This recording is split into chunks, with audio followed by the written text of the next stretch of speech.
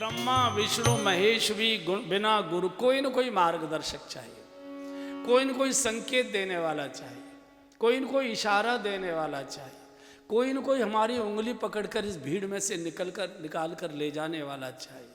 और इस संसार के झंझावातों में से गुरु है जो हमारी उंगली पकड़कर हाथ पकड़कर बाहर निकाल कर ले जाता है। गुरु बिन भवन तरई न कोई, जैसे बिना नाविक के नौका डूब जाती है,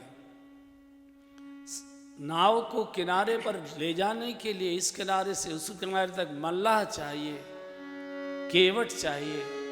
ऐसे ही संसार सागर से डूबने से बचने के लिए और किनारे तक पहुंचाने के लिए कोई न कोई मल्लाह केवट चाहिए। और शास्त्र में उस केवट को गुरु कहकर संबोधित किया है। गुरु बिन भवनिधि तरई न कोई।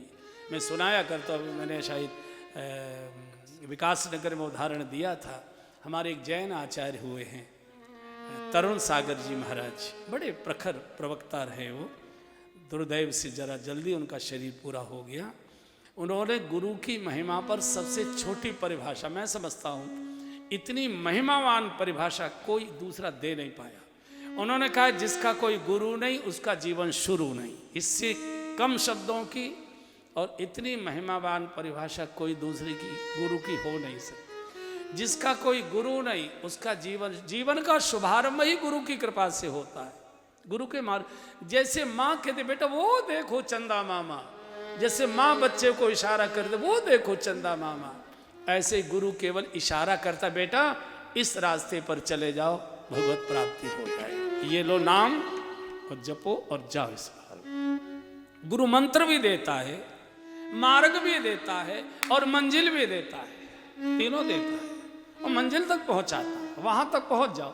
अब हम कहाँ रास्ते के राहगीरों में बैठकर ही चाय पीते रहे, कॉफी पीते रहे, वो एक अलग विषय चले थे हरि भजन को, और होटल लगे कपास, वो तो एक अलग विषय है कि आप चले थे रास्ते में ऐसे लोग मिल गए, अरे बैठो यार कौन जल्दी पड़ी है चले जाना, और फिर खो गए भूल गए।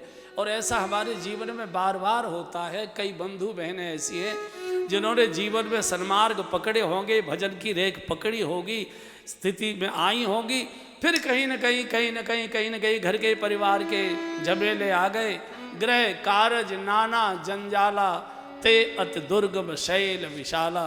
तो इसमें गुरु काम देता है, गुरु संकेत करता है, गुरु बचाता है। दशरथ कहते हैं कि मेरे तो जीवन में अंधेरा ही अंधेरा था, मोहिसम यह अनुभव न दूजे। गुरु की महिमा का अनुभव मेरे समान जगत में किसी दूसरे को हो ही नहीं सकता है। मैं तो अंधेरे में डूबा था।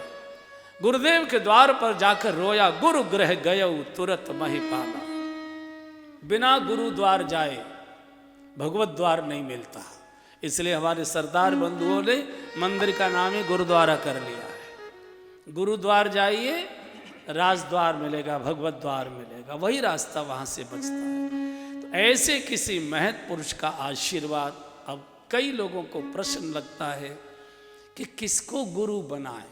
गुरु बनाए नहीं जाते, जो बनाए जाते हैं वो गुरु नहीं होते, वो गुरु घंटाल होते। क्योंकि गुरु को अगर आप बनाएंगे इसका अर्थ है आप गुरु से ज्यादा योग्य हैं। गुरु से आप तभी तो कुछ न कुछ परख करेंगे आप कि ये हमारे लायक हैं कि नहीं है, इनको कुछ करामात आती है कि नहीं आती है, इनको कुछ चुर्रैट आती है कि नहीं आती है। कोई ताबीज ऐसा दे देंगे जिससे एक फैक्ट्री की 4 फैक्ट्री हो जाए।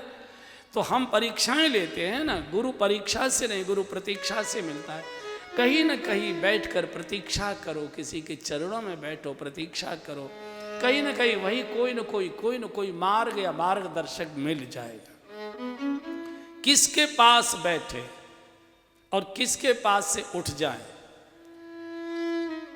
जिसके पास बैठते ही ये मन को लगने लगे कि ठीक जगह आ गए, वहीं बैठ जाओ। जिसके पास बैठकर भीतर के बवाल एकदम शांत हो जाए, मन शांत हो जाए, मन में पवित्रता आने लग जाए। कहाँ अब तक जीवन कीचड़ में डूब रहा था, गंगा तो इन चरणों में बह रही है।